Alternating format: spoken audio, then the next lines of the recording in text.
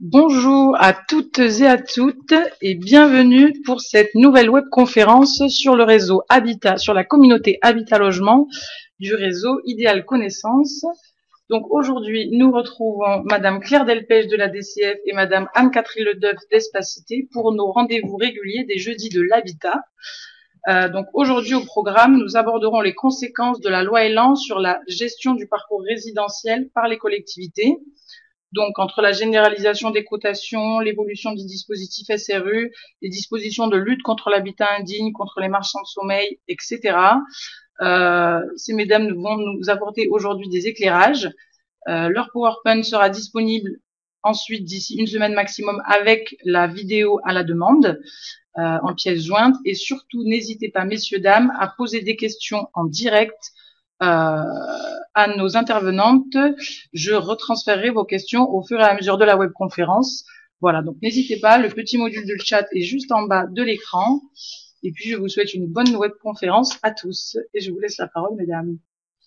Bonjour à tous, ravie de vous retrouver pour cette nouvelle séquence des jeudis de l'habitat qui effectivement va être consacrée au projet de loi Elan. On va regarder, parce que c'est un projet assez riche, on va regarder principalement cet après-midi le volet habitat, le volet logement de ce projet de loi, en laissant de côté le volet urbanisme qui sera vraisemblablement traité par ailleurs.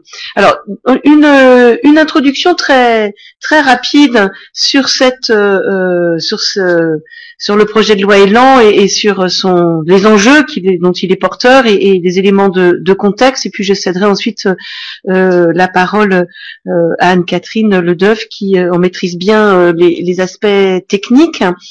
La DCF a beaucoup travaillé sur ce projet de loi, très en amont de ce projet de loi dans le cadre de la conférence de consensus, mais aussi en lien avec les différentes instances et élus parlementaires pour essayer de faire évoluer ce projet de loi dans le sens d'une meilleure prise en compte des collectivités locales. Et c'est sans doute le regret le plus important qu'on peut formuler du point de vue de la DCF en tout cas, qui est une mauvaise prise en compte ou une non prise en compte des collectivités locales qui sont pourtant des acteurs importants en matière de politique de l'habitat. Alors les enjeux justement, si on les regarde du point de vue des acteurs, en dissociant les grandes catégories d'acteurs, on peut dire que du côté de l'État, ce projet de loi Elan, il s'inscrit dans ce fameux choc d'offres dont on avait beaucoup entendu parler,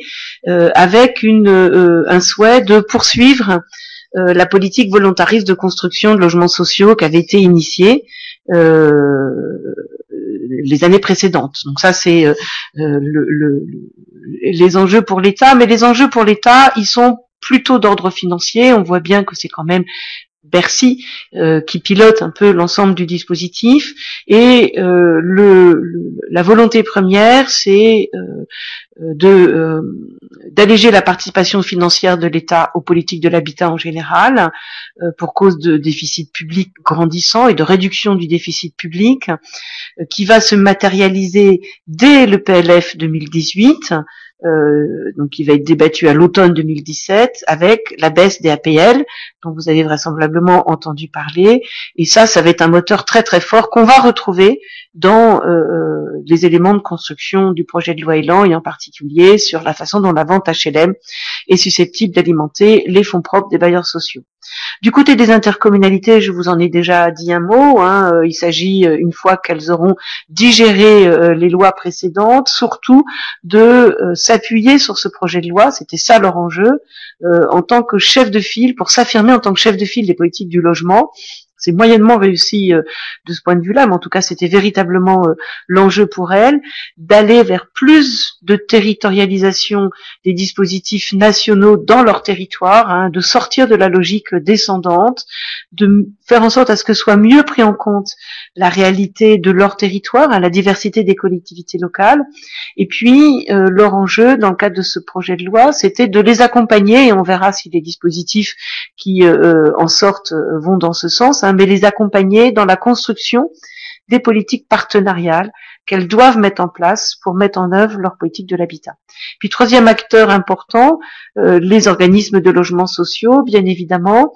Alors eux, ils ont à l'entrée de ce projet de loi un enjeu clair de réorganisation de leur et d'adaptation de leur structure, avec un syndrome d'éparpillement, on va dire, sur certains territoires. Alors c'est vrai que Élan va apporter des éléments de réponse, on va les voir, mais le processus de réflexion, de regroupement des bailleurs était déjà en marche depuis un certain moment, avec une interrogation sur leur capacité à optimiser leur fonctionnement, un vrai besoin d'optimisation. Ça, c'est un enjeu fort pour eux qu'on va retrouver dans le projet de loi. Réorganiser, s'adapter à la nouvelle donne institutionnelle. Les intercommunalités ont fait évoluer leur périmètre, les nouvelles métropoles, les nouvelles régions, etc. Et puis, évidemment, les bailleurs sociaux vont être confrontés à cette remise en cause un peu brutale de leur modèle économique, liée à la baisse des APL, à l'imposition faite de mettre en place la RLS, la redevance de loyer de solidarité, et aux impacts que ça va avoir sur leur propre structure économique et leur modèle économique. Donc ça, ce sont de façon très synthétique les enjeux. Ils s'inscrivent dans un contexte qui est un contexte d'une très forte intensité législative. Alors on avait déjà eu l'occasion de le souligner quand on était venu évoquer auprès de vous la loi égalité-citoyenneté.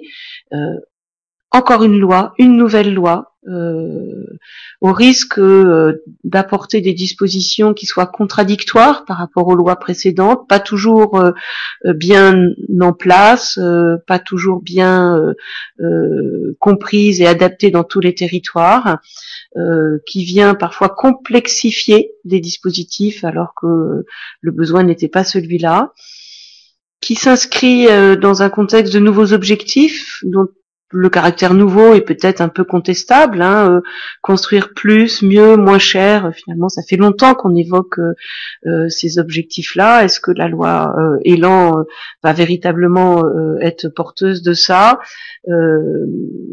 La vente HLM, on va le voir, est un point important de ce projet de loi. Elle entend multiplier par 5 les objectifs, les réalisations de vente actuelles. On verra si les outils qui sont mis en place sont de nature à le permettre. Restructurer le secteur du logement social, j'en ai parlé. Favoriser la mixité sociale, l'objectif n'est non plus pas très nouveau. Il était là depuis un moment. Il était déjà très fort dans les 2 projets de loi précédents, la loi Duflot et la loi égalité-citoyenneté. Les contraintes financières très fortes, j'en ai dit un mot, avec la mise en place des APL et de la RLS, avec beaucoup d'inquiétudes concernant l'objectif de 2020, où les organismes HLM vont être confrontés à un doublement concernant la ponction sur les loyers, donc beaucoup d'inquiétudes. Et puis un contexte social qui s'inscrit dans une forte progression de la paupérisation des demandeurs de logement social et une crise du logement qui se poursuit en particulier sur les secteurs tendus. Donc du coup, l'interrogation concernant la loi Élan, et on essaiera d'y répondre peut-être en conclusion, est-ce qu'on est vraiment dans une phase de rupture, un nouveau modèle économique, des organismes HLM complètement réorganisés avec un tissu tout à fait différent, ou est-ce qu'on est simplement dans une nouvelle étape? C'est ce qu'on va voir à l'instant avec le décryptage en quelque sorte, ou l'analyse article par article sur le volet habitat de ce projet de loi. Et je cède la parole à Anne-Catherine. Bonjour à tous. Donc effectivement, pour prolonger ce que vient d'indiquer Claire, les dispositions qui sont inscrites dans la loi Élan s'inscrivent dans un cadre plus global, et en particulier, c'est des choses qu'on vous a déjà présentées, mais il peut être intéressant de les remettre en perspective, des engagements inscrits dans le programme d'Emmanuel Macron, à l'époque candidat à la présidentielle, dont on voit finalement les résonances et la manière dont ces objectifs concrets inscrits dans la loi Élan s'inscrivent dans une philosophie globale et des éléments de stratégie globaux. Ce qui est important de réaffirmer au regard de ce programme, c'est qu'il était énoncé clairement cet objectif d'efficacité des moyens de l'État, puisque, là je prends la citation, il s'agissait de viser l'efficacité en concentrant les moyens de l'État là où ils sont vraiment utiles. Et là où ils sont vraiment utiles, c'est à la fois une perception territoriale et géographique, mais aussi une perception des effets de levier jugés tels des investissements ou des financements consacrés par l'État dans le secteur du logement au sens large. Et on voit bien là toute l'articulation qu'il y a effectivement avec la loi de finances et l'évolution du financement du secteur HLM. Quand on reprend les 6 objectifs qui étaient inscrits dans ce programme, on voit qu'ils ont eu des transcriptions plus ou moins directes dans la loi, alors que d'autres étaient effectivement moins clairement énoncés. Ils sont peut-être effectivement plutôt une conséquence de la loi de finances, si on parle en particulier de la restructuration du tissu des organismes HLM.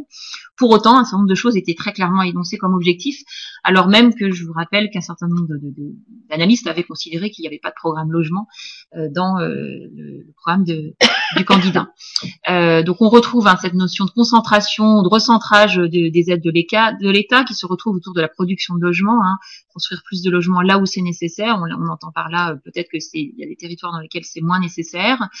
Il y avait déjà des dispositions qui étaient organisées autour des objectifs de mobilité. On retrouve là la filiation autour du bail mobilité. On ne décryptera pas aujourd'hui faute de temps, mais sur lesquels on pourra revenir dans une prochaine webconférence.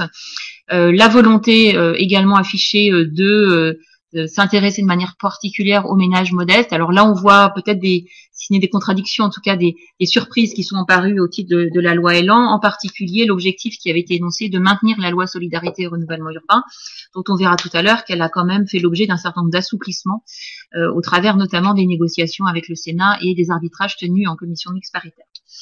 On retrouve là effectivement cet objectif de concentrer les aides de l'État, mais avec cet objectif effectivement au travers de logement social de maintenir cette production et d'avoir un objectif volontariste, là où aussi effectivement on voit qu'aujourd'hui les chiffres ne sont pas forcément au rendez-vous. Et puis de manière plus technique, un certain nombre de dispositions qui étaient déjà prévues autour des attributions de logements sociaux, donc la poursuite de la réforme des attributions, avec très clairement énoncé cet objectif de mise en place d'une cotation, un d'objectif de transparence. Je rappelle que c'était des dispositions qui avaient déjà été envisagées, mais non poussées de manière obligatoire autour des débats autour de la loi Allure. Donc c'est des dispositions qui étaient anciennes, qui là reviennent comme une obligation.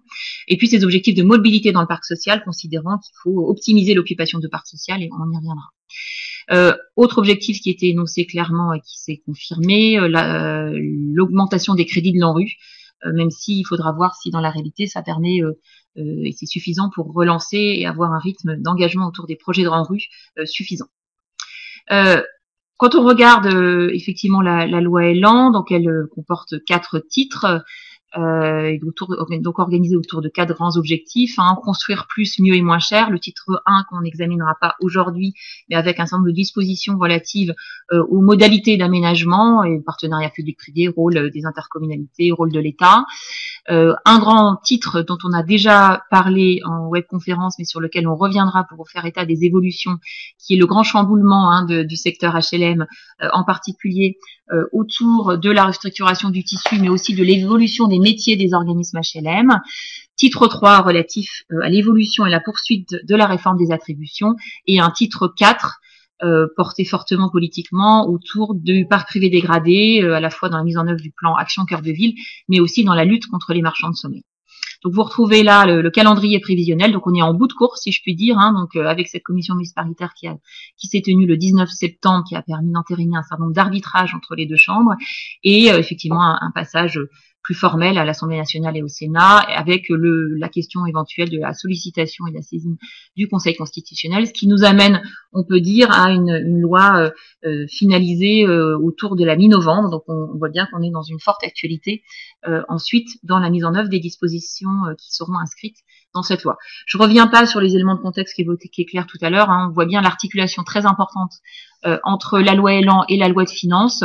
On peut aussi rappeler quand même que tout ça s'est inscrit dans un débat important autour de la conférence de consensus qui avait mis en évidence un certain nombre d'inquiétudes sur 2 sujets, sur à la fois l'évolution du secteur HLM et à la fois du rôle des collectivités locales, et un certain nombre d'engagements et d'accords entérinés autour de différents protocoles signés entre l'État, la Fédération des ESH et l'USH, qui ont permis là aussi d'acter un certain nombre de dispositions, et notamment tous ces enjeux autour de la vente HLM, qui est donc l'objectif, qui n'est pas inscrit dans la loi. La loi facilite les ventes, mais n'énonce pas en tant que tel l'objectif, mais qui est énoncé, qui est donc d'atteindre un objectif de 40 000 logements locatifs sociaux vendus, ce qui est effectivement très important et qui est un changement de logiciel par rapport au modèle économique des organismes.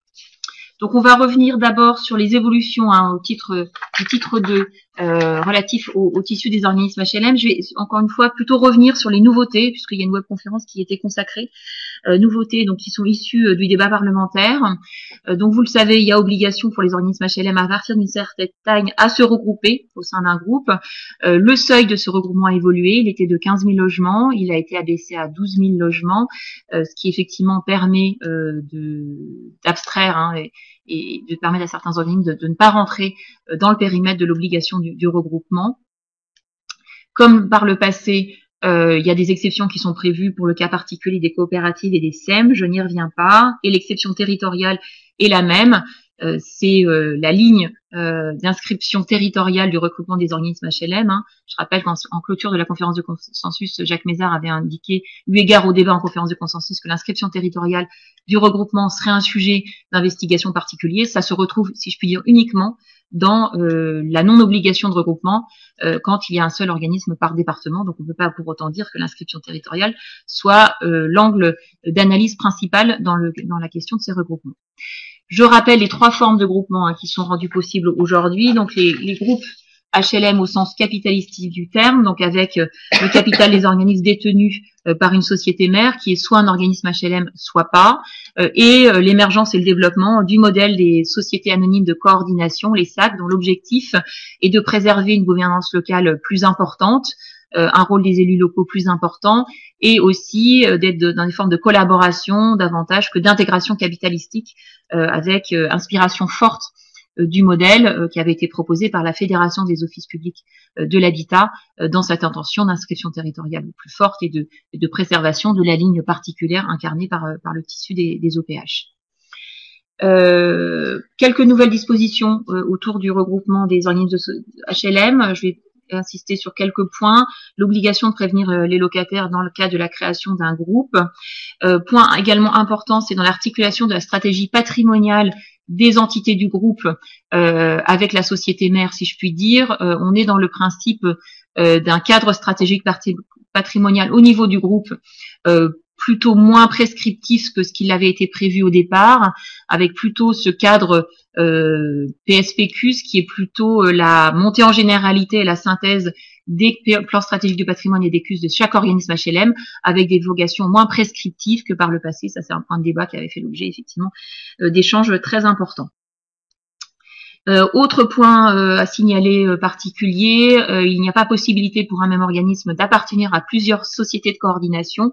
En revanche, un même organisme pourra appartenir à la fois à une société de coordination et à un groupe au sens capitalistique du terme, qui peut être à la fois une opportunité mais aussi un point de vigilance dans la manière dont l'articulation et le dialogue entre organismes peut s'organiser selon les différentes familles HLM.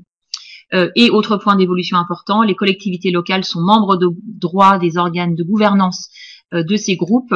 Elles sont représentées effectivement à l'Assemblée générale et au conseil de surveillance ou au conseil d'administration de ces groupes. Donc c'est aussi une avancée par rapport au rôle des élus, même s'il faudra voir dans la pratique comment les choses s'organisent concrètement. Point important de la restructuration du tissu des organismes HLM, l'obligation faite pour les OPH rattachés aux intercommunalités de fusionner. Donc ça, c'était présent dès les premières moutures de la loi. Dans les éléments de précision et d'ajustement qui ont eu lieu, on peut citer l'obligation de fusionner donc pour les OPH rattachés à un même EPCI au 1er janvier 2021 et le report de cette échéance au 1er janvier 2023, si ces différents OPH appartiennent à un même groupe. Donc c'est une latitude qui est ouverte en matière de calendrier.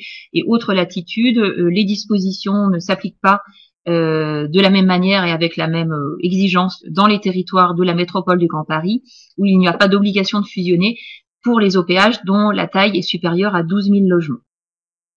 Comme dans la loi précédente, si leur groupement n'est pas fait, le représentant de l'État peut prononcer par arrêté effectivement ces dispositions.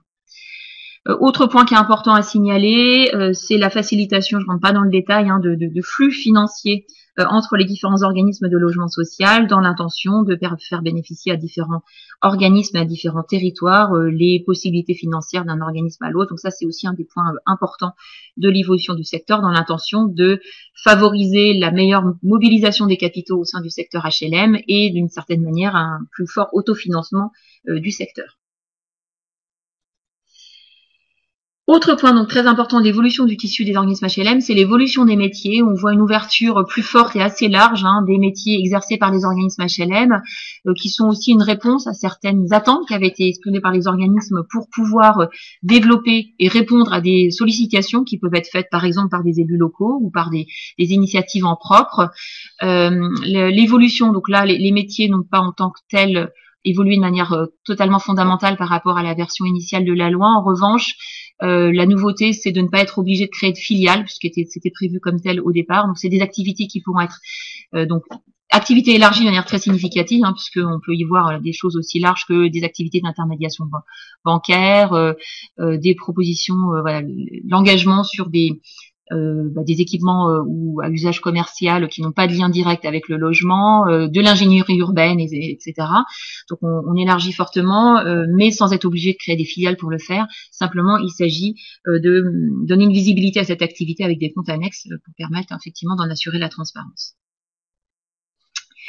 Par rapport aux conventions d'utilité sociale, donc au-delà de la disposition et de l'articulation entre la CUS groupe, qui n'en est pas une, et la CUS de chaque organisme, il y a des éléments de calendrier donc qui sont confirmés, report des échéances de la CUS soumission à l'État, proposition à l'été 2019, et dans le cas de regroupement, donc d'organismes qui seraient en situation de regroupement, alors l'échéance est repoussée d'1 an. Donc, on voit bien que l'échéancier des conventions d'utilité sociale sont reportés de manière assez significative, ce qui n'est pas sans effet d'ailleurs, on le verra tout à l'heure sur la question de la vente HLM et de la possibilité pour les collectivités locales à dialoguer avec les organismes HLM autour de cette convention d'utilité sociale et d'autres dispositions plus quotidiennes.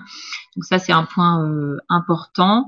On retrouve, comme dans la disposition précédente, la possibilité prévue par ordonnance de mettre en place à titre expérimental des politiques de loyer dans le parc social adossées ou considérées comme entrant en meilleure adéquation avec les ressources et les capacités financières des ménages. Donc ça, c'est aussi une disposition qui, cumulée avec la gestion en flux des attributions, les cotations, etc., peuvent amener à des dispositions qui font quand même évoluer de manière très significative la manière de gérer et l'accès au logement et le modèle économique du secteur HLM. Donc il faudra suivre avec attention le contenu de cette ordonnance. Voilà. Sur la question de la vente HLM, donc il y a la création, vous le savez, des sociétés de vente d'habitation à loyer modéré, un certain nombre de choses qui étaient déjà prévues dans la mouture initiale de la loi Elan. Donc l'objectif, c'est de vendre pour le compte des organismes HLM, en particulier au travers des opérateurs nationaux qui ont été créés, notamment celui d'Action Logement, l'ONV, je crois de mémoire, opérateur national de vente. Il y a un certain nombre de dispositions concrètes que vous retrouvez dans le support dans lequel je vais pas rentrer, d'autant plus qu'on va consacrer sans doute une webconférence à cette question. Donc simplement, la question de la vente en nue propriété n'est pas ouverte. Je rappelle que c'était un point de débat important autour de la question de la vente HLM et du rôle des sociétés nationales de vente. Je vais plutôt insister sur l'assouplissement des conditions de vente, qui est quelque chose quand même de très important, en particulier dans l'articulation et la capacité pour les collectivités locales à peser sur ces stratégies de vente et à accompagner ces stratégies de vente d'un organisme à l'autre. Donc, il y a d'abord la rehausse au niveau de la convention d'utilité sociale de la stratégie de vente de l'organisme HLM. Donc, l'ACUS devra comporter un plan de vente et la validation et la signature de l'ACUS avec les services de l'État vaudra autorisation de vente. Il y a en parallèle à ça la suppression de l'avis des collectivités locales et du maire. Donc, les collectivités locales qui ont accordé leur financement ou leur garantie d'emprunt, ce qui n'est pas neutre, puisqu'on peut considérer que la vente HLM aura pour effet de réappeler, dans le cadre des productions à venir, des nouvelles aides locales. Donc, pour les collectivités locales, ça n'est pas neutre. Pour celles qui financent et qui contre-garantissent les emprunts, c'est pas neutre non plus pour les maires, puisqu'on supprime l'avis du maire. En l'état actuel du droit, en cas de vente, le maire est sollicité pour avis. S'il y a des accords, ça remonte au ministre qui arbitre. Donc là, on a un fort assouplissement du rôle du maire, en dehors des communes SRU, puisque dans les communes SRU, l'avis du maire doit être conforme, mais c'est quand même une part seulement des communes dans lesquelles la vente HLM sera mise en place, donc les communes qui sont déjà déficitaires et les communes qui pourraient devenir déficitaires du fait de la vente HLM. Donc c'est une partie seulement des territoires concernés par la vente HLM. Autre point important, la vente entre organismes de logement social ne nécessite plus d'autorisation préfectorale. Le prix de vente est fixé librement, c'est-à-dire qu'il n'y a plus obligation d'alignement auprès de l'avis des domaines, c'est absolument pas neutre, donc c'est le moyen de gagner du temps, mais c'est pas neutre aussi sur l'estimation du prix, puisqu'aujourd'hui les principes valent qu'il y a une modulation possible avec au regard de l'estimation des domaines, 35% à la hausse, 35% à la baisse. Là, il y a liberté d'estimation de la valeur du bien, donc c'est un point d'attention important. Facilitation aussi au travers des ventes d'immeubles à rénover. Voilà, donc ça pour les points les plus importants sur lesquels le sujet qui nous occupe au travers des jeudis de l'habitat, c'est-à-dire le rôle des collectivités locales et des intercommunalités, est un point qui doit nécessiter une certaine attention. Autre point également important qui a fait aussi débat, c'est l'affectation du produit des ventes au financement de la production à venir. Donc les points d'arbitrage au final et d'entente et de considérer que dans les communes SRU, alors 50% du produit de la vente sera affecté dans cette commune. Donc encore une fois, ça ne concerne que les communes SRU. Et à défaut, c'est-à-dire s'il n'y a pas de production de logement, les bénéfices de cette vente seront affectés aux travaux de rénovation du parc social. Donc là, encore une fois, ça ne concerne que les communes SRU. Il y a d'autres dispositions qui étaient déjà prévues dans la mouture initiale des textes. Je rappelle un certain nombre de dispositions un peu opérationnelles, l'extension de la clause de rachat du logement HLM en cas de difficulté du ménage.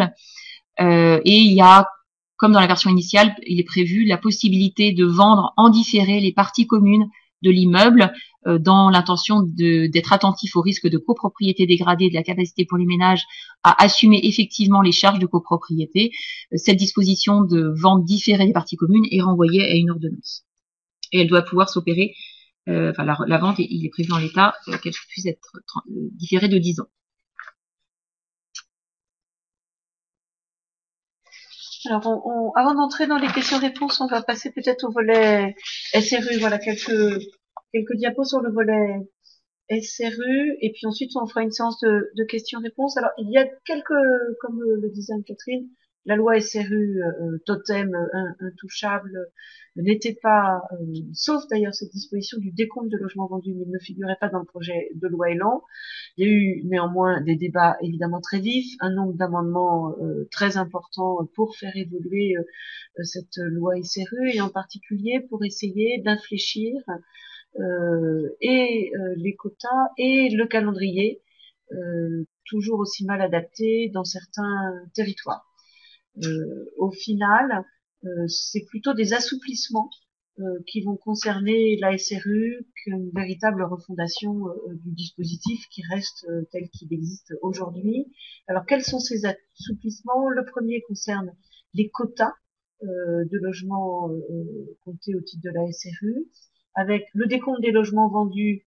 Donc on vient de le voir, les logements qui seront vendus à leurs locataires vont pouvoir conserver le statut de logement social au sens de l'article 55 de la loi SRU pendant 10 ans après leur vente. Il me semble que c'était 5 ans auparavant. Donc on allonge, alors le compte ça ne modifie pas, enfin ça a été un peu vendu comme une façon d'atténuer les effets de la vente pour les élus locaux qui avaient des craintes de voir disparaître leur capacité à moduler les politiques de vente au niveau local, mais ça ne modifie pas vraiment, mais effectivement ça permet de conserver pendant 10 ans dans le décompte des logements vendus, dans le décompte des logements SRU, les logements vendus. Deuxième point, on y introduit, et c'est important, les logements en location accession PSLA, qui seront assimilés à des logements sociaux. Ce sont des logements qui sont occupés par les titulaires d'un contrat de location-accession, selon la formule du PSLA. Ils vont pouvoir être assimilés à des logements sociaux pour tous les contrats qui seront conclus après la promulgation de la loi Elan, et ça pour une durée de 5 ans. après la levée d'options. Et puis enfin, c'était une disposition pour laquelle beaucoup d'associations d'élus notamment s'étaient montrées très favorables, hein, l'assimilation des logements sociaux qui bénéficient, qui font l'objet d'un BRS, c'est-à-dire d'un bail réel solidaire, à des logements sociaux pour le décompte de la SRU, et ce à compter du 1er janvier 2019. On avait déjà consacré une séance des jeudis de l'habitat à ce dispositif, hein, qui est un dispositif dont on voit qu'il se développe de façon assez vigoureuse, hein, dans certains territoires. Ça fait progressivement tache d'huile et c'était un effet, une possibilité importante pour amener les collectivités à s'intéresser à ce dispositif. Alors, sur la SRU à la vente, juste un petit clin d'œil parce que ça a déjà été évoqué. Effectivement, c'est un élément central du projet de loi Elan. C'est une nouvelle CUS auquel seront associés un plan de vente en quelque sorte. Hein, on regrette évidemment que ce plan de vente, en tout cas au titre de la DCF, les collectivités ne soient pas plus étroitement associées à la politique de vente, surtout quand les organismes ont un patrimoine qui échappe à un territoire communautaire mais s'exprime sur la totalité ou une grande partie du territoire national. Donc il va y avoir effectivement un débat sur les logiques patrimoniales portées par l'organisme et les logiques territoriales portées par la collectivité. Il a pu être sauvé, j'ai presque envie de dire, de ce désastre d'une certaine façon, enfin le mot est sans doute un peu fort, hein, que le fait que les communes carencées au titre de la loi SRU pourront exprimer, faire jouer, disposer d'un droit de veto concernant la vente. Mais bien évidemment, c'est une approche qui semble extrêmement restrictive sur la relation des collectivités locales et leur capacité à ajuster la vente aux besoins de leur territoire. Autre dispositif qui reprend pour partie concernant la SRU des attentes des collectivités locales et qui ne les satisfait que de façon très timorée. Il y avait jusqu'à présent un dispositif de mutualisation des objectifs SRU qui existait avant la loi Elan dans l'article 302-5 du CCH, très difficile à comprendre, avec des interprétations très différentes d'une préfecture à l'autre. Certaines collectivités pouvaient l'appliquer, d'autres ne pouvaient pas l'appliquer parce que la façon de lire l'article du CCH était différente selon les territoires. Cette question de la mutualisation, elle est importante, notamment pour les collectivités qui avaient des programmes qui pouvaient bien fonctionner sur certains territoires et être plus difficiles sur certaines communes. Et du coup, elles étaient intéressées pour mutualiser les objectifs à l'échelle de l'EPCI, du périmètre de l'EPCI. Donc c'est introduit de façon expérimentale, sous réserve qu'un contrat soit signé, un contrat intercommunal de mixité sociale soit signé entre le président de l'intercommunalité et le représentant de l'État, sur 2 périodes triennales, donc sur une durée de 6 ans. À la fin de ces 2 périodes triennales, chacun reprend en quelque sorte les obligations là où on en est au moment où ce contrat prend fin. Ça ne répond pas aux interrogations sérieuses qu'avaient un certain nombre de collectivités sur la réelle difficulté, notamment en matière de calendrier 2025, à réaliser sur leur territoire les objectifs de 20 ou 25% de logements SRU. Et il faudra voir comment ce dispositif expérimental est mis en place, parce que quand on lit l'article correspondant, il y a quand même une très très grande latitude d'interprétation quant à sa mise en œuvre, donc il faudra le regarder de très près.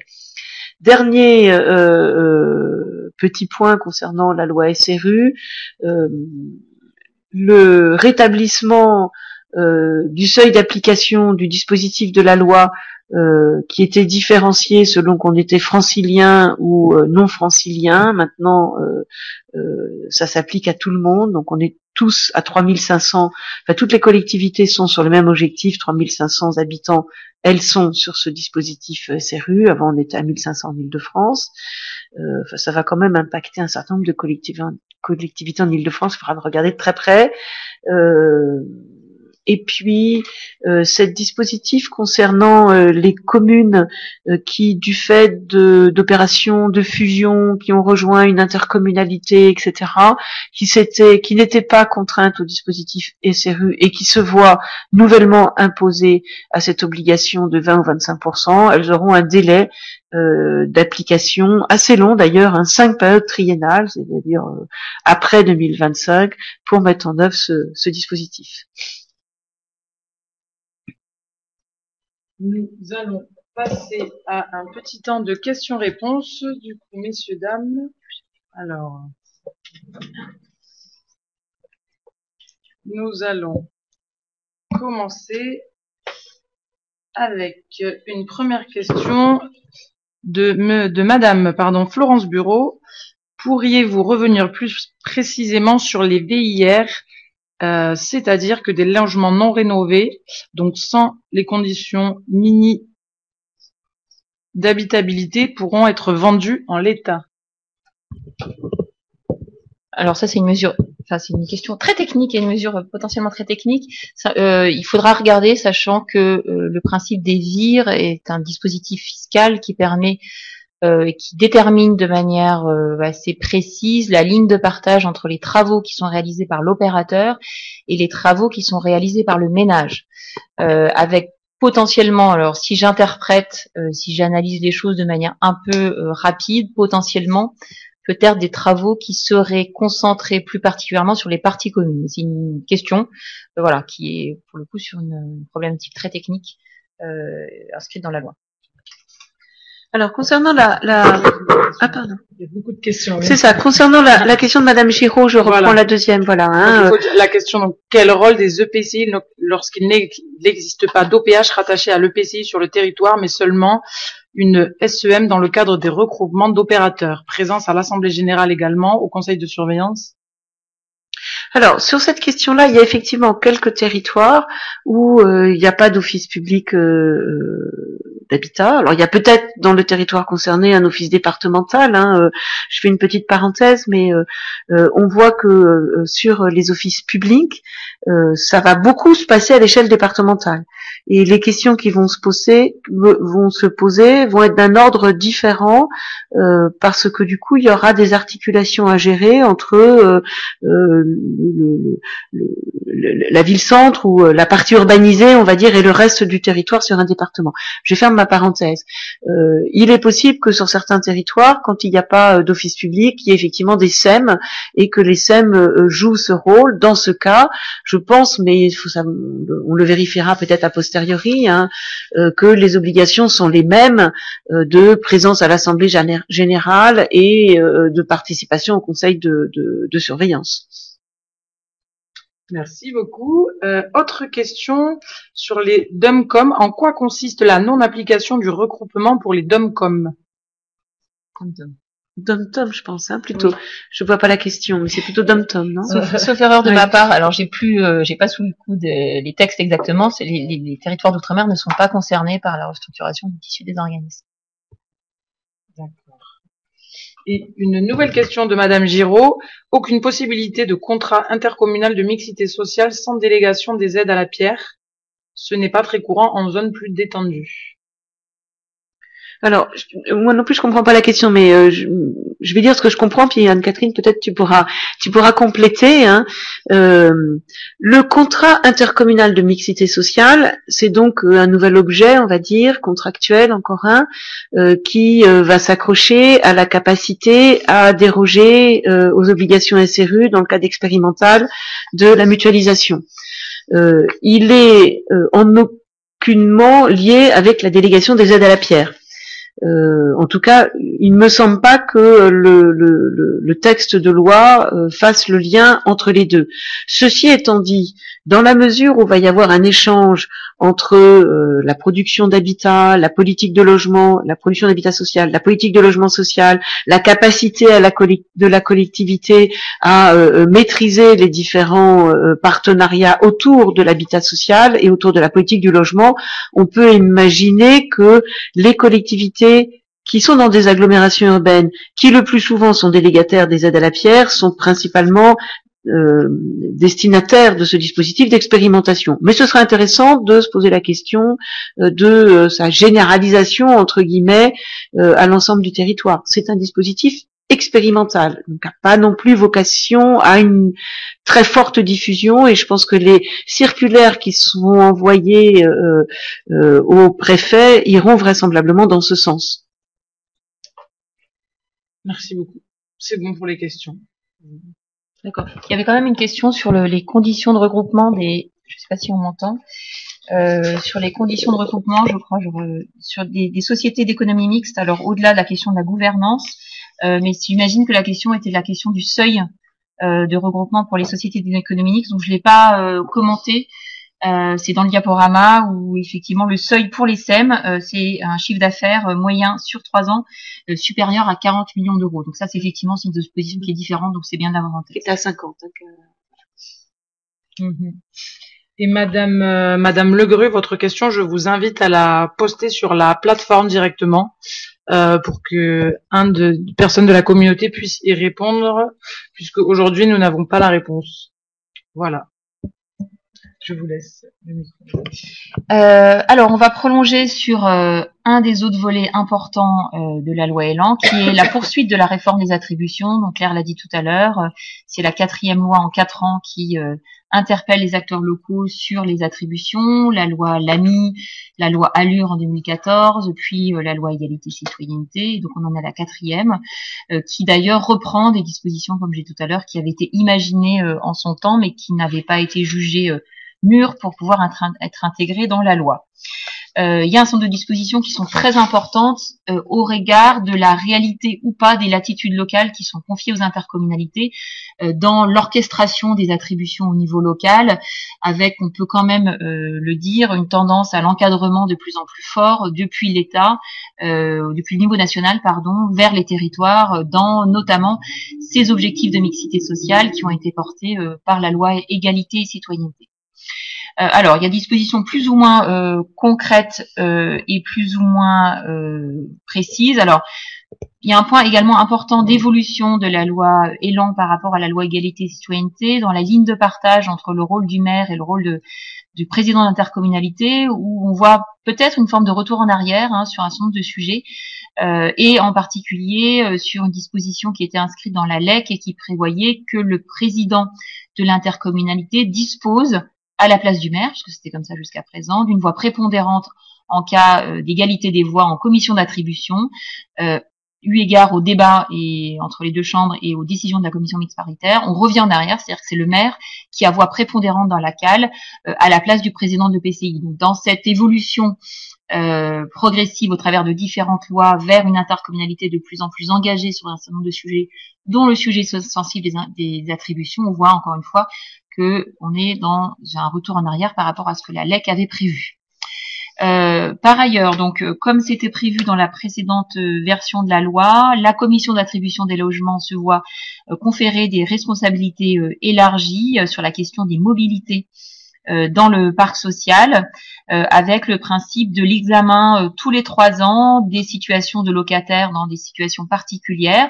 Dans la version initiale de la loi, on était à 6 ans, maintenant c'est tous les 3 ans. Donc les ménages en situation de sous-occupation, suroccupation, de handicap ou perte d'autonomie ou résidant dans un logement en situation de handicap, adapté au handicap qui ne les concerne plus, ou en matière de dépassement des plafonds, dès l'euro de dépassement du plafond, se voit examiné de manière attentive en CAL et se voit proposer des offres de relogement.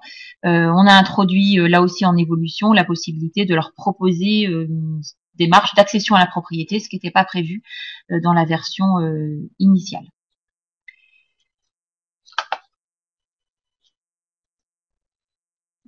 Autre point qui était présent, hein, c'est l'évolution de la définition des règles de sous-occupation et suroccupation qui avait été resserrée dans la loi égalité et citoyenneté avec la réouverture pour les familles dont la garde est partagée, hein, donc qui permettent d'assouplir les règles pour le chef de, enfin la personne justement qui fait l'objet d'un droit de visite, lui permettant effectivement d'accueillir ses enfants. Donc c'est une mesure qui était attendue, qui est un peu technique mais qui est quand même assez importante.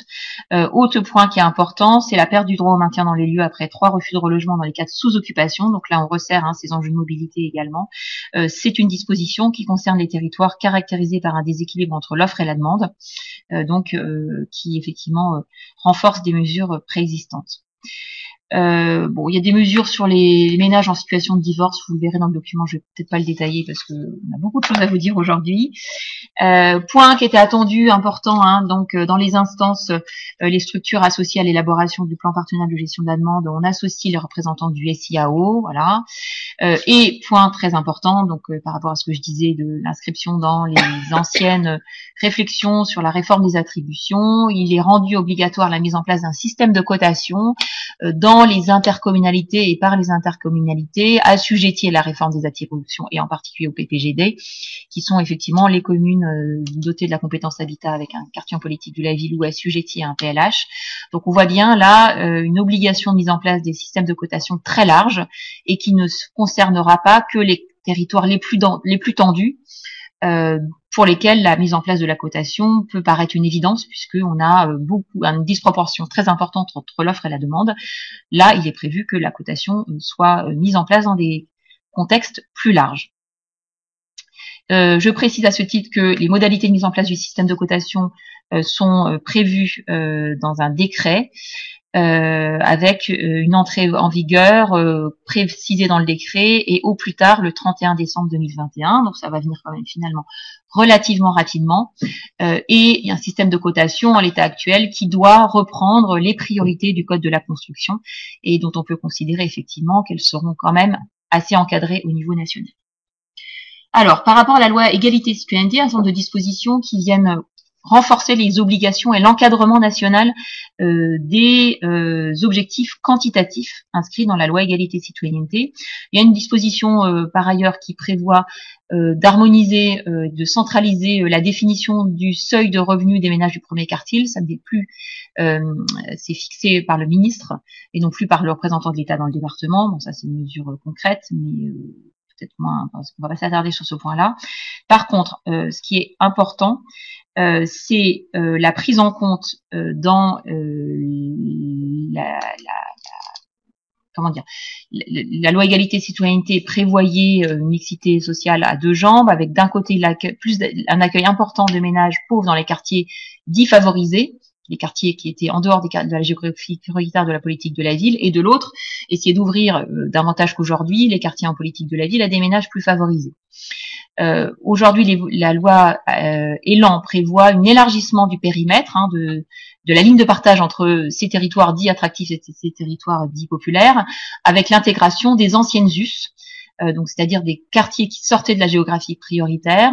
Et donc maintenant, les obligations d'accueil des ménages du premier quartile sont resserrées sur les territoires non seulement hors QPV, mais aussi hors ex-ZUS, et ceci jusqu'au 1er janvier 2021. Et à l'inverse, les obligations d'accueil des ménages autres que le premier quartile en QPV sont étendues aux US. Donc on voit encore une fois cette ligne de partage QPV hors QPV qui s'élargit aux anciennes zones urbaines sensibles. Au titre des quartiers en politique de la ville, il est précisé que si on ne parvient pas à rendre effective une attribution en QPV, le logement est remis à disposition du maire de la commune qui peut effectivement proposer un candidat autre que le ménage du premier quartile dans ce secteur. C'est un point d'ajustement, sauf erreur de ma part, dans la version initiale, il était prévu que ce soit remis au bailleur. Au-delà de l'évolution de cette géographie prioritaire autour de l'accueil des ménages du premier quartile et de l'accueil des ménages autres que le premier quartile, il y a un point extrêmement important qui est l'encadrement plus fort des objectifs quantitatifs puisqu'il est prévu que pour les attributions en dehors des quartiers en politique de la ville et des US, j'aurais dû écrire US, mais le principe est là. Jusqu'à présent, la loi égalité citoyenneté disait que il fallait consacrer un quart des attributions des ménages en dehors des quartiers en politique de la ville au quart des ménages les plus pauvres, donc aux ménages du premier quartile, et que ce taux était adaptable localement. Ça n'est plus le cas, le taux n'est plus adaptable, donc le taux doit être à 25%, ou si la CIA le décide et la CIL le décide, à un taux supérieur. Donc on ne peut plus moduler à la baisse le niveau d'accueil des ménages du premier quartile.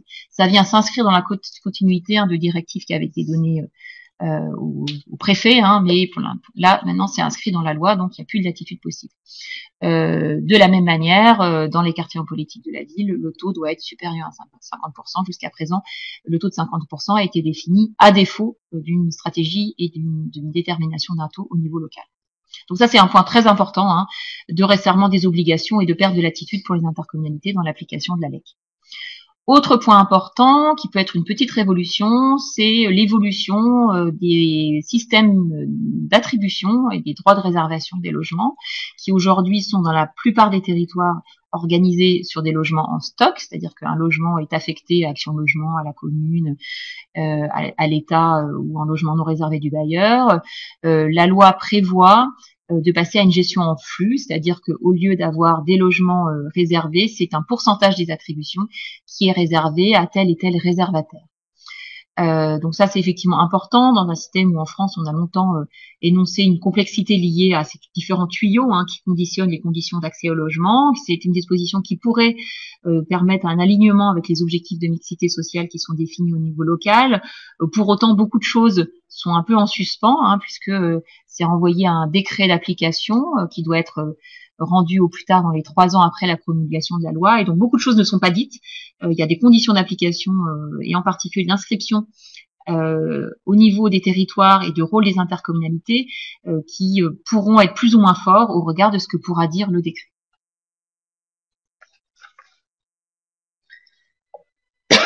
Autre question. Je pense que c'est bien. Ouais, je pense que c'est des questions. Alors, on va refaire une petite pause sur les questions. Alors, donc, nous avons une question de David Manteca. L'obligation de prévoir le système de cotation dans le PPGID nécessitera-t-il une révision de celui-ci? C'est une excellente question. Je ne sais plus. C'est une excellente question. De mémoire, je me suis posé la question, mais il y a un certain temps, je crois que non. Mais je vais essayer de vérifier dans les trous de nos échanges. Je crois que non. Voilà. Je vous laisse. Donc, le temps que Madame Ledeuf vérifie l'information, Madame Sophie Ben-Ii nous demande, vous indiquez page 30 que le niveau de revenu du premier quartile est fixé par EPCI. Cela signifie-t-il que le revenu sera établi à l'échelle de l'interco et non pas à l'échelle régionale? C'est l'Île-de-France. Oui, ça doit être l'Île-de-France. Alors, je pense que Sophie Bendi'i doit être en Île-de-France. Donc, c'est peut-être un raccourci de langage ou d'expression écrite, mais à ma connaissance, la détermination des ménages du premier quartile, selon leur échelle géographique, ne change pas. Donc, on est bien à l'EPCI en province et à la région en Île-de-France. Simplement, c'est les systèmes de décision qui sont remontés au niveau national, mais sur les critères géographiques, je crois que ça ne change pas. Et enfin, Madame Sarah Giraud, pour les CIA déjà actés et qui prévoient un taux progressif vers 25% sur plusieurs années, doit-on réviser obligatoirement et dans quel délai? Oui, c'est à nouveau une bonne question parce que la loi Elan supprime cette possibilité. Pour autant, cette possibilité était déjà, Anne-Catherine l'a bien dit, vraiment très très écrite de façon très fragile, on va dire. Quand on lit la dernière circulaire, il s'agissait de circonstances exceptionnelles. Donc, on était passé du peu à circonstances exceptionnelles, et là, on est à pas du tout. Donc, quand bien même, on peut dire ça comme ça pourrait être conservé dans la CIA, c'est appelé de toute façon à être révisé et à partir sur les 25%. On est bien dans l'application d'un dispositif national et plus du tout local qui va s'appliquer de façon très mécanique sur les territoires, 25%, point. Pour ce qui est de l'application de la cotation et son inscription au PPGD, j'aurais tendance à dire qu'il faudra voir ce qui est écrit dans le décret, puisqu'il y a un décret d'application qui doit préciser un certain nombre de choses, et que au pire, encore une fois, l'objectif c'est que la cotation entre en vigueur au 31 décembre 2021. Donc en fonction de ce qui sera dit dans le décret, soit il y aura obligation d'avenant au PPGD, soit on peut considérer que c'est à l'issue d'un premier plan que la cotation se mettra en place. Super. Merci beaucoup pour vos réponses. Je vous laisse continuer le diaporama.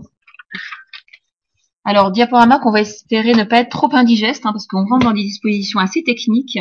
Je pense que l'objectif de cette webconférence, c'est de donner à voir les principales mesures de la loi Elan, et on pourra, dans le cadre d'autres conférences à venir, rentrer dans le détail de dispositions thème par thème, en particulier sur la question du parc privé, qui est un potentiel énorme morceau, mais qui est quand même aussi renvoyé à un certain nombre d'ordonnances dont on ne sait pas encore quelle sera la teneur. Alors, sur les dispositions relatives au parc privé, il y a déjà un certain nombre de choses qui sont relatives à la mise en œuvre du plan Action Cœur de Ville, avec la création des opérations de revitalisation des territoires, les ORT, qui viennent remplacer les ORQAD qui, de mémoire, avaient été inscrits dans la loi Égalité et Citoyenneté, mais qui n'avaient pas forcément connu un augment et une mise en œuvre opérationnelle très importante.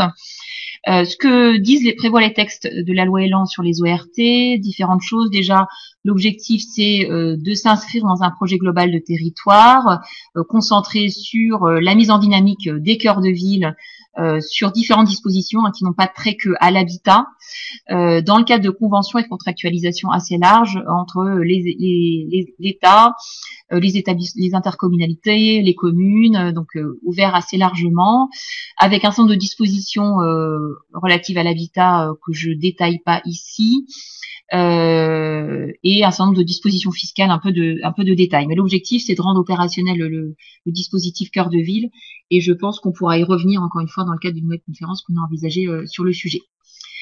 Point important qui a fait l'objet de communication assez large de la part du gouvernement, la lutte contre les marchands de sommeil, donc qui est effectivement inscrit également dans le titre 4, qui prévoit un certain nombre de dispositifs assez concrètes.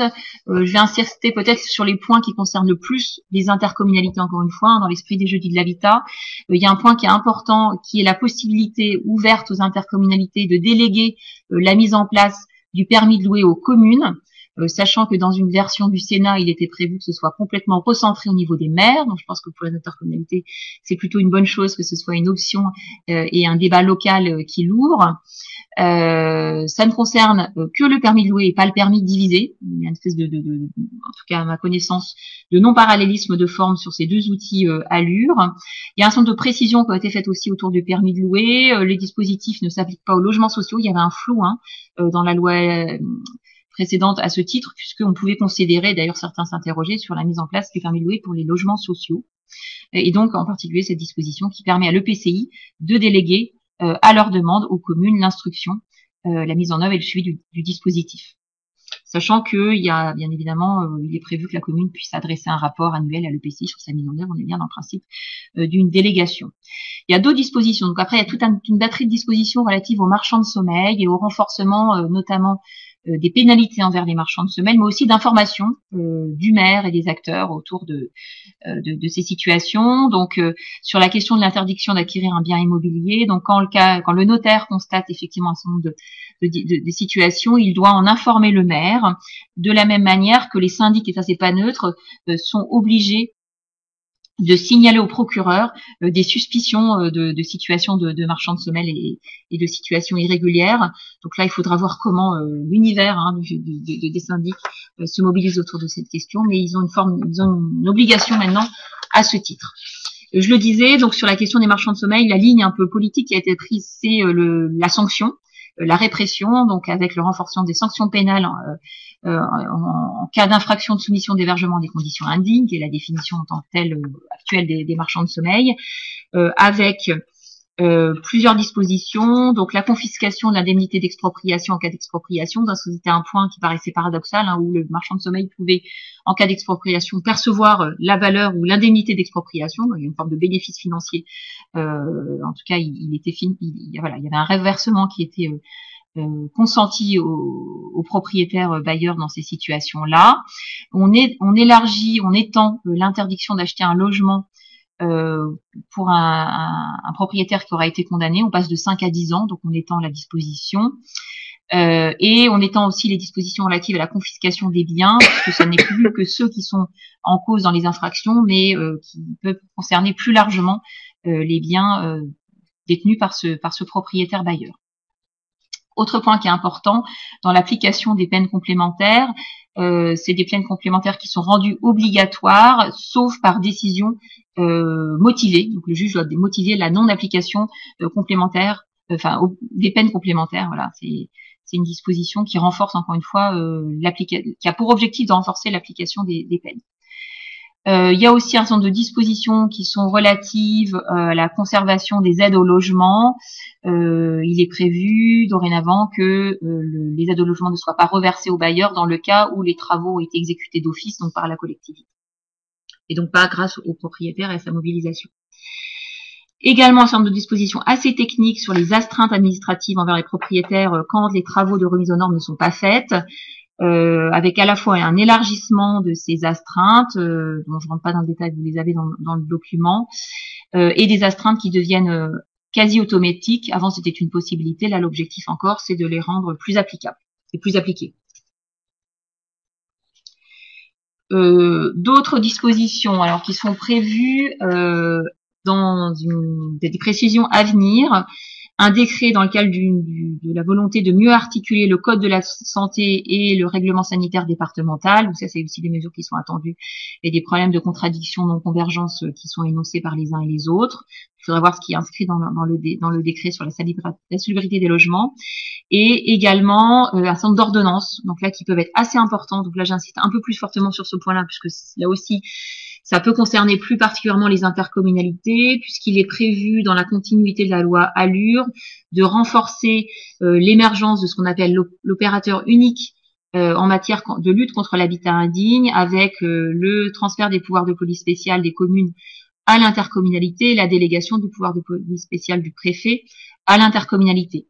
Donc l'objectif, c'est d'être plus incitatif dans le rassemblement au même niveau, c'est-à-dire au niveau de l'intercommunalité de ces différentes dispositions opérationnelles, mais c'est renvoyé à une ordonnance, donc il faudra voir ce que l'ordonnance prévoit, encore une fois, pour aller plus loin que ce que la loi ALUR prévoyait jusqu'à présent. Je vais passer sur ce dispositif-là très rapidement, simplement pour signaler que dans les cas où il y a des ORCOD sur un territoire donné, les relogements prévus dans le cadre des ORCOD sont inscrits dans les objectifs d'accueil des ménages dits du premier quartile, comme dans le cadre des relogements liés au projet de renouvellement urbain. Bon, pour l'instant, ça concerne quand même un nombre de territoires relativement limité, mais ça permettra de les intégrer quantitativement aux objectifs. La loi Elan s'attaque au morceau très important des copropriétés, du système de gouvernance des copropriétés. Là aussi, à ce stade, on peut pas en dire énormément de choses. Alors, il y a un certain nombre de premières mesures qui ont été inscrites dès à présent dans la loi, introduites par le Sénat en amont des ordonnances pour en maîtriser un certain nombre de dispositions, puisqu'inscrites dans la loi, autour des parties communes spéciales, autour des systèmes de prise de décision par les assemblées générales des copropriétés. L'objectif, c'est de rendre les choses plus efficaces et de permettre de faire mieux fonctionner ces organes de gouvernance. Mais l'essentiel des dispositions relatives aux copropriétés sont à venir, puisqu'il est prévu deux choses, à la fois une ordonnance qui permette de revoir les modalités de fonctionnement de la loi de 65, donc c'est pas rien, mais également la clarification et également ensuite la réintroduction dans la loi de ces dispositions avec effectivement la création d'un code de la copropriété en complément effectivement de ces nouvelles dispositions. Petite mesure de clarification au passage du rattachement des logements en bail réel solidaire au régime de copropriété qui était un flou juridique dans l'interprétation des textes relatifs au BRS. Donc ça, c'est pour les initiés du bail réel solidaire. Je vais pas rentrer dans le détail, mais c'était un point qui était attendu par certains, qui inquiète d'autres. Voilà, qui peut faire débat. En tout état de cause, il est fort probable que sur la question du bail réel solidaire, la question revienne au travers effectivement du remoulinage global effectivement de la loi de 65. Oui, je continue sur l'ensemble des dispositions relatives au parc privé. Encore une fois, en insistant plus fortement sur ce qui peut concerner les intercommunalités. Il y a des dispositions qui sont relatives à la location touristique et on envisage de travailler sur cette question dans une web conférence dédiée. Il y a peut-être un certain nombre de préoccupations plus particulières à énoncer à ce titre. Déjà, l'objectif de mieux encadrer les locations touristiques, notamment dans le cas des effets que ça peut avoir sur les marchés locaux du logement et de l'habitat dans la baisse de la capacité à mobiliser des logements au titre des résidences principales, qui est un objectif politique important d'un certain nombre d'élus locaux. Et puis, deuxième point important, c'est de responsabiliser plus fortement les plateformes dans leur mobilisation et le rôle d'encadrement, de contrôle qu'elles peuvent avoir autour de cette location touristique. Alors, par rapport au régime de déclaration qui existe déjà, l'objectif c'est de mieux contrôler le respect des règles de 120 jours pour la location des résidences principales, avec en particulier également l'introduction d'une pénalité si la déclaration n'est pas faite. Voilà, donc l'objectif c'est de plus de transparence, plus de capacité à suivre et plus d'encadrement, ça c'est de manière globale. Et si on s'intéresse plus précisément aux plateformes de mise en relation, il y a un renforcement donc de leur responsabilisation, non seulement pour les plateformes payantes, mais aussi pour les plateformes gratuites. Donc c'est une disposition, je pense, plus particulièrement consacrée au Bon Coin, pour ne citer personne, mais citer quand même, avec donc l'obligation pour ces plateformes de transmettre les données dont elles disposent, avec également obligation de retrait des annonces lorsqu'elles ont connaissance du dépassement de la durée légale des 120 jours, et la mise en place de sanctions de 12 500 € pour le non-respect de l'obligation d'information et de recueillir un certain nombre de dispositions vis-à-vis du propriétaire. Il y a aussi des mesures un peu concrètes de renforcement du rôle des agents assermentés pour demander des pièces de vérification, qui peut être très important dans les territoires dans lesquels il y a des agents effectivement et des équipes qui sont mobilisées pour le contrôle de cette location location touristique, pardon. Je ne vais pas rentrer dans le détail des autres dispositions. Je vais revenir assez rapidement sur la question de l'encadrement des loyers. Puisque, comme vous le savez, on est dans le passage d'un encadrement des loyers de fait prévu dans la loi LUR à un encadrement dans le cadre d'une expérimentation. Donc ça, c'est le premier point qui est très important. Ça n'est plus automatique. Et deuxième point également important, c'est la clarification d'un certain nombre de risques juridiques liés au périmètre d'application de l'encadrement.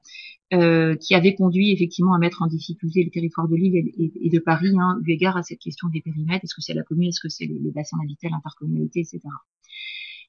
Voilà. Je pense que on peut aller, voilà, donc je vais aller à la diapositive suivante qui met en évidence effectivement le principe selon lequel c'est un dispositif qui devient maintenant expérimental, avec des dispositions mises en œuvre opérationnelles qui restent celles qui étaient prévues initialement, d'encadrement en tant que tel. Je rappelle que les territoires concernés par cette expérimentation sont globalement les 28 agglomérations assujetties à la taxe sur les locaux vacants. Donc là, vous avez la liste qui est énoncée ici. Donc les EPCI compétents en matière d'habitat, Paris, les EPT de la métropole du Grand Paris, la métropole de Lyon, la métropole d'Aix-Marseille-Provence, qui peuvent, à leur initiative et à leur demande, demander un dispositif d'encadrement des loyers qui se veut expérimental pendant les 5 ans suivant la publication de la loi. La question des périmètres géographiques est réglée par un décret, et les conditions pour la mise en place sont assez restrictives, puisque là je les ai listées.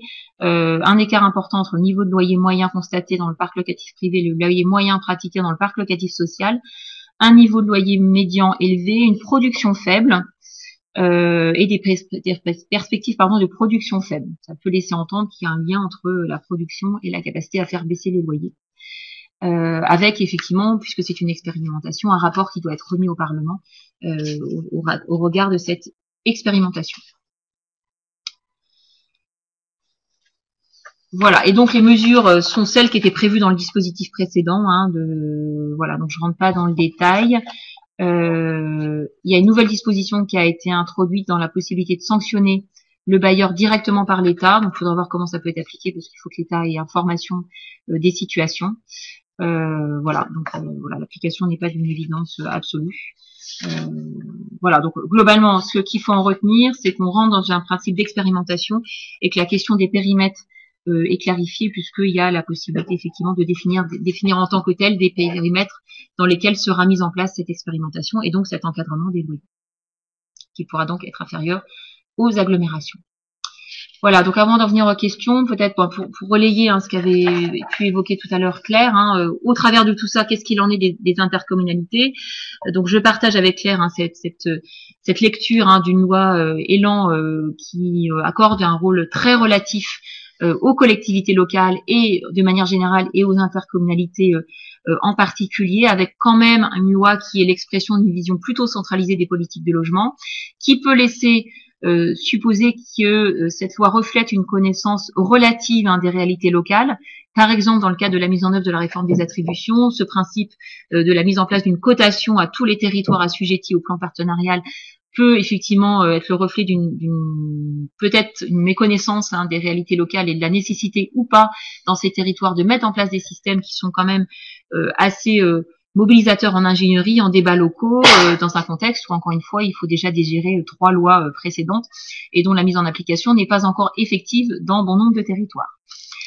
Point également important de la lecture que je fais de cette loi Élan, on est quand même dans une inflexion, voire une rupture vis-à-vis de lois précédentes dans cette montée en puissance des intercommunalités qui, au travers en particulier des lois Allure et Égalité et Citoyenneté, avaient consacré une vraie accélération dans le rôle de ces intercommunalités au travers de la question très emblématique des attributions, où donner un rôle très important aux intercommunalités. On voit que sur cette question-là, il y a aussi des reculs qui ont été opérés, mais aussi sur la lutte contre l'habitat indigne, même s'il faudra voir ce qui est présent dans l'ordonnance relative à l'émergence de cet opérateur unique dans la LHI. On voit que sur la délégation possible de l'instruction du permis de louer aux communes, ça va peut-être placer quand même un certain nombre d'intercommunalités dans des débats pas simples avec les communes, de moi je veux le prendre en délégation, moi je veux pas, ce qui en matière d'harmonisation et d'équité de traitement n'est quand même pas d'une évidence très importante.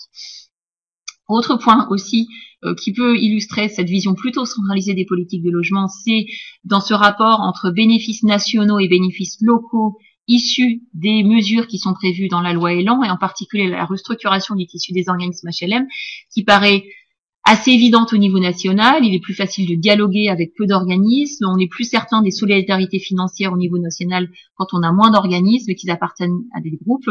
C'est moins évident au niveau local, puisque dans certains territoires, il peut être quand même important de ne pas être en dialogue qu'avec 1 ou 2 organismes. Ça permet plus facilement à la collectivité de peser quand on a un juste nombre, si je peux dire, effectivement, qu'il y a une quinzaine d'organismes, c'est aussi compliqué, mais d'être face à un nombre d'organismes plus restreint, ça n'est pas non plus toujours plus efficace.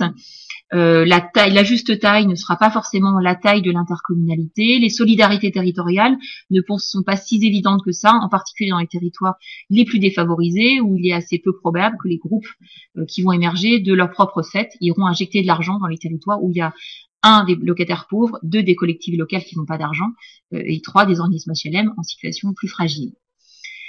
Point également de reflet de cette vision plutôt centralisée des politiques de logement et qui sera peut-être aussi lié aux évolutions à venir, ce qui sera effectivement inscrit dans les décrets.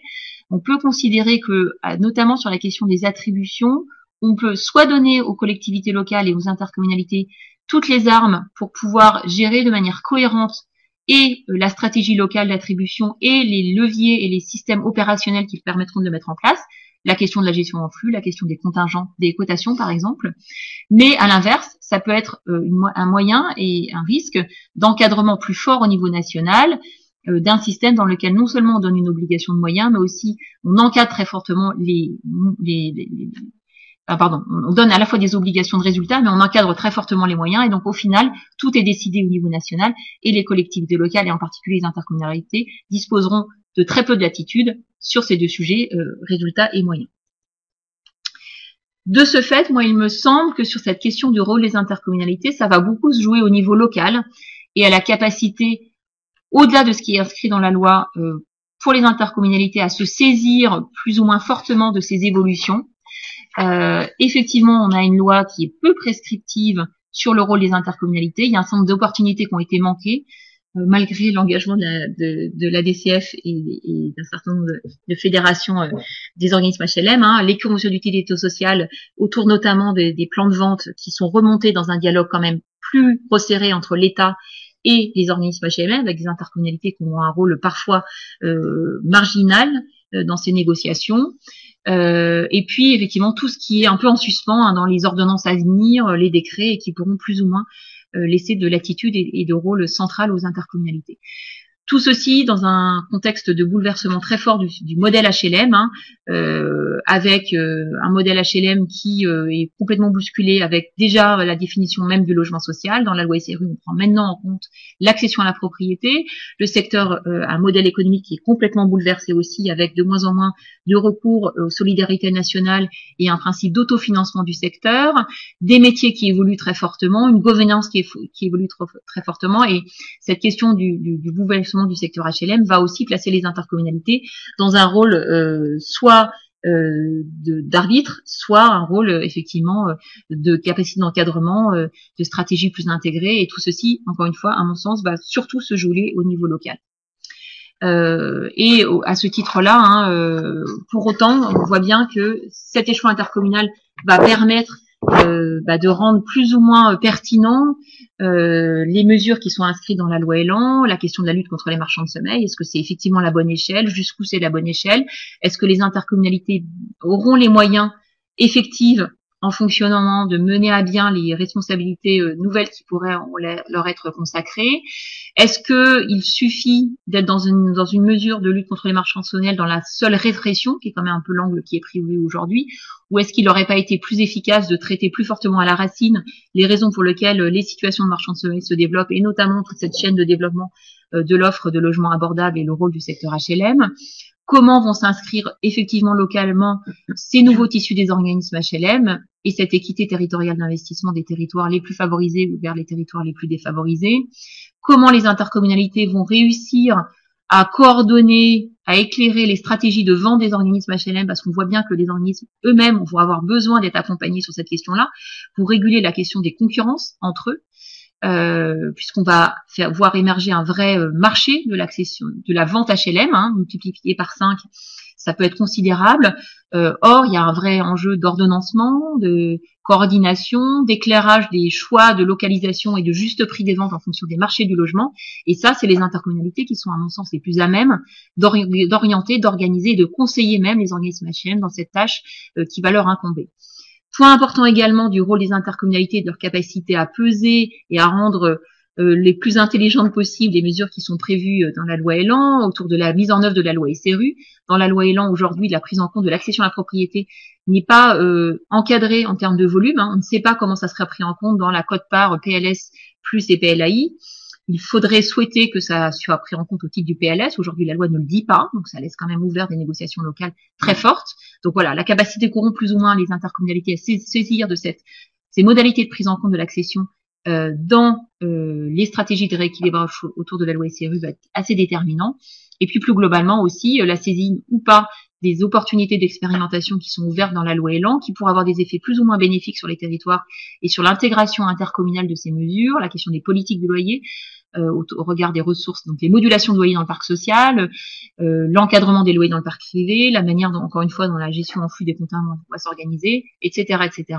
Et donc on voit bien là combien ça va peser, combien les intercommunalités vont être placées un peu seules vis-à-vis de ce que la loi dit pour pouvoir ou pas peser localement dans la mise en œuvre de cette loi. Et c'est là où aussi, encore une fois, où la loi Elan est assez en inflexion par rapport aux lois précédentes, où les lois précédentes avaient très fortement consacré l'échelon intercommunal comme la bonne échelle.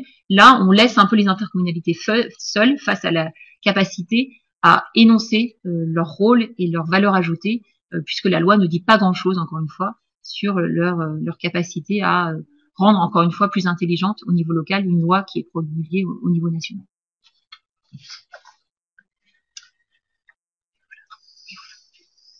Voilà.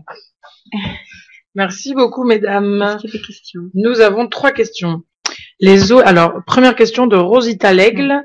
Les ORT sont-elles possibles pour les villes qui n'ont pas contractualisé au dispositif cœur de ville? Alors, à ma connaissance, mais là aussi j'en ai une lecture un peu ancienne, dans l'exposé des motifs, la loi fait très directement référence aux ERT comme l'outil juridique et réglementaire de mise en œuvre du dispositif cœur de ville. Donc j'aurais tendance à penser, mais ça aussi on pourra le vérifier si en amont d'une prochaine webconférence, il me semble que ce sont des dispositions qui sont effectivement réservées au dispositif cœur de ville. Voilà, donc qui, notamment dans le temps du dispositif cœur de ville, ont assez peu de probabilité de s'appliquer à d'autres périmètres. Très bien, merci. David Manteca nous demande si les permis de louer et de diviser sont de la compétence des intercos. Oui, tout à fait, puisque il y a eu des débats et des lectures diverses faites de la loi Allure autour de ces dispositions. Il était inscrit dans la loi Allure que c'était de la compétence de l'intercommunalité à partir du moment où elle était dotée de la compétence habitat, ou à défaut, ce qui veut dire que si l'intercommunalité n'était pas dotée de la compétence habitat, alors c'était une responsabilité des communes. Donc là, c'est quelque chose qui évolue assez fortement. Enfin, la compétence reste de fait de l'intercommunalité, mais elle peut la déléguer aux communes dans le cas du permis de louer, et ce qui n'est pas le cas du permis de diviser. Qui reste intercommunal. À mon sens, oui. Et enfin, Perrine Lequet, vis-à-vis des attributions, orientations comme gestion de la demande, quelle marge de manœuvre pour les territoires, sur quoi peut agir l'EPCI avec les membres de la CIL, sur quel point pourront se différencier les documents cadres et PPGDD de deux intercos.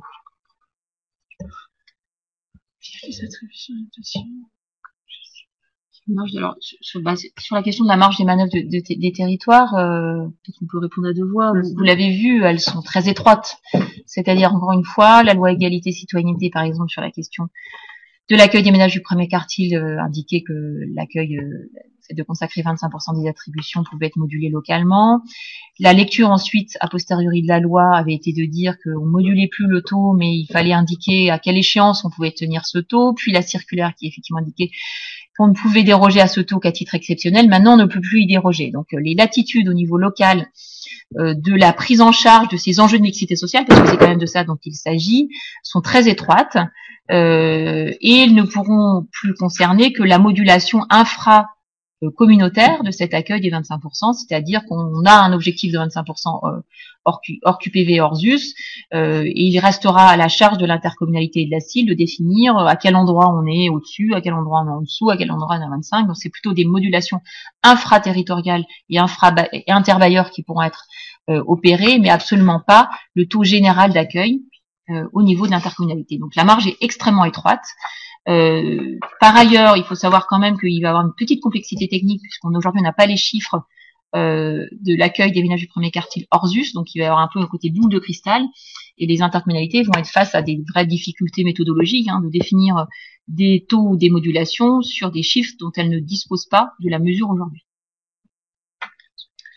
Oui, j'ai pas grand-chose à rajouter, mais c'est tout à fait ça, c'est-à-dire qu'on voit une forme de standardisation de ces PPGD du fait de cette suppression de la possibilité de modulation du taux national, et les PPGD ne se différencieront que dans leur application infralocale, comme ça vient d'être très bien expliqué. C'est très ennuyeux ce manque de visibilité sur les objectifs nouveaux qui devraient théoriquement être redonnés aux collectivités locales. Alors ça avait été long dans la première mouture, les préfets avaient mis du temps avant de délivrer les objectifs qui s'appliquaient sur chacun des territoires. Et là, ça va sans doute être encore un peu long de ces nouvelles feuilles de route qui prennent en compte maintenant les quartiers ZUS. Et pour ce qui est du système de cotation, donc qui va être intégré maintenant au PPGD, effectivement, toute la question, ça va être de voir de quelle latitude au niveau local vont pouvoir se doter les intercommunalités au regard de l'ensemble des publics prioritaires définis dans le code de la construction et la modulation et la répartition respective des priorités qui pourront être consacrées aux uns et aux autres, sachant qu'il est prévu que ce soit un système de cotation soit intégré dans le système partagé de la demande développé au niveau national, soit intégré dans le système national d'enregistrement, et dans le cas du SNE, peut-être encore moins de latitude possible, puisqu'on peut considérer qu'il y a peut-être un système de cotation un peu type, modulable à certaines mesures, qui sera intégré. Enfin, tout ceci, les latitudes locales seront effectivement fortement conditionnées par les textes à venir, dont on n'a pas forcément une très forte visibilité aujourd'hui.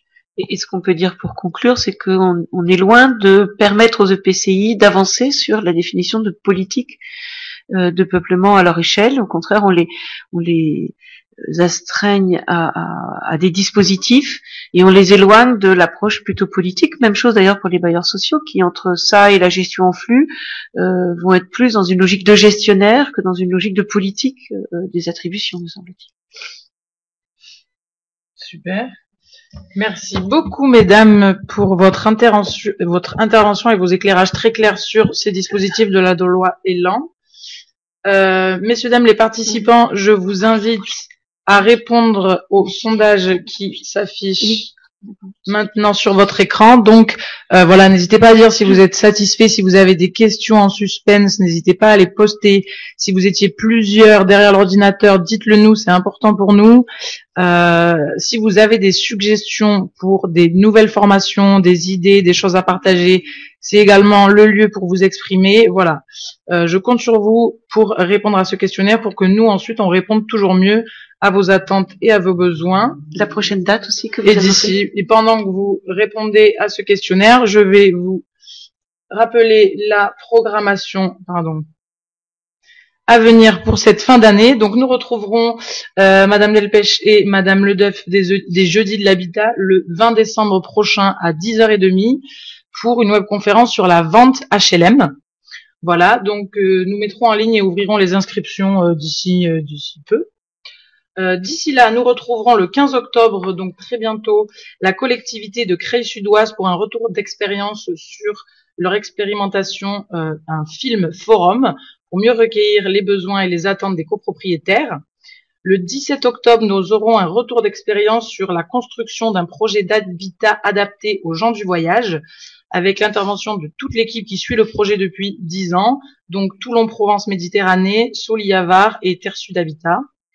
Et enfin, le 20 novembre, nous aurons une webconférence avec la présence du département de la Meuse et de l'Eurométropole de Strasbourg sur les démarches de lutte contre la vacance des logements du parc privé en territoire tendu et détendu. Merci à tous. Je ferme la caméra, je vous dis à très bientôt et je vous laisse encore un petit temps pour répondre à ce questionnaire. Merci. Au revoir, merci.